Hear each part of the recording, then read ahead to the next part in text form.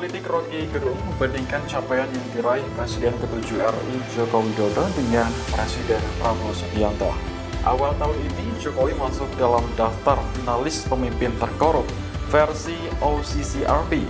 Sementara Prabowo justru masuk dalam daftar 10 pemimpin dunia yang diprediksi akan berpengaruh pada tahun 2025 versi The Straits Times. Lewat unggahan di akun YouTube-nya pada Senin 6 Januari, Rocky menilai apa yang diraih Jokowi sangat kontras dengan Prabowo. Menurutnya, Prabowo memang layak menjadi tokoh berpengaruh yang sejajar dengan Presiden Cina Xi Jinping hingga Presiden Rusia Vladimir Putin.